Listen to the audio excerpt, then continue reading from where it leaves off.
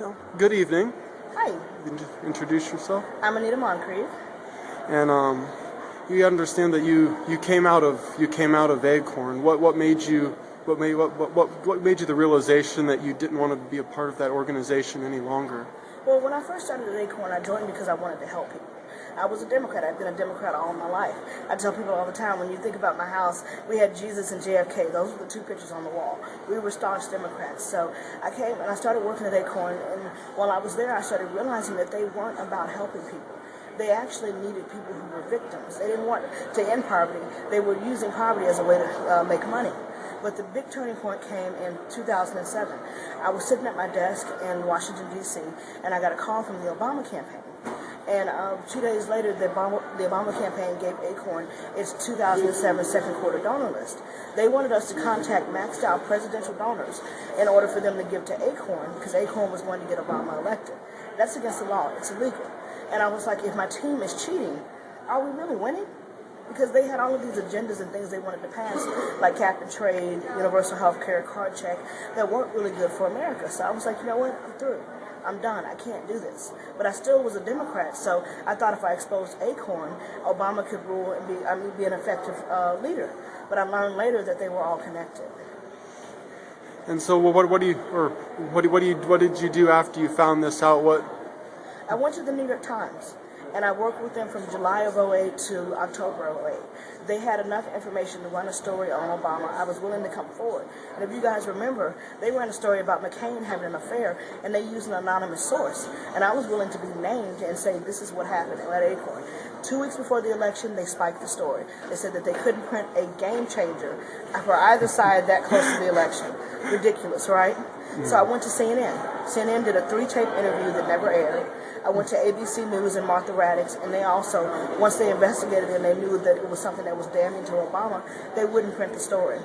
So I ended up testifying in court against ACORN in Pennsylvania in 2008, but it wasn't enough to stop that Obama tide that was coming forward, you know?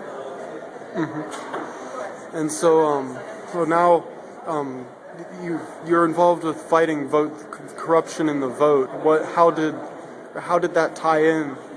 Well, being at ACORN, I got to see all the shenanigans with the voter registration form, and I realized that if we really wanted free and fair elections, we had to get the people involved. So ever since 2009, when I started working with Smart Girl Politics, I've been going across the country teaching people about election integrity, how to spot fraud, the things that, people should look for out there. Because as long as we're getting informed citizens, that's what counts. It doesn't matter if you're a Democrat or a Republican. If you're informed and you're an educated voter, that's a very powerful thing, because you're less likely to be fooled by some of the things that ACORN and other groups have been doing.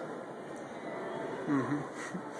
And so now you're also fighting on the cause of liberty, and have come more to conservative views.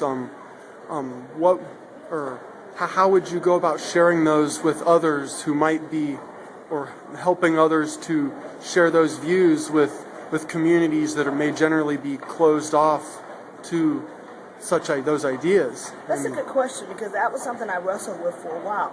And what I came up with is the Boots of Liberty Task Force. We call it BOLT. I always tell people ACORN was the nuts, we're the bolts, we're going to come in and tighten up America.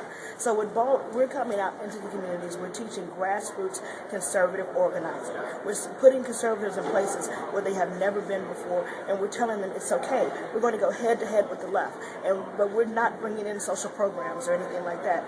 We're teaching trades and capitalism, and showing that capitalism is the only proven pathway out of poverty, not social programs or handouts. So by coming in these communities and bringing tangible resource and assets, hopefully we will show that the Democrats have done them a disservice for the past 40 years. All right. Would you like to give me your website and a brief description of your organizations? Yes, it's Saturday 2012. That includes the Boots of Liberty program, as well as a host of other organizations that have come together to provide tools and resources to Tea Party groups across the country for free. We're not charging them for any of the training or any of the programs that we're putting on the ground. And that's Sanity2012.com.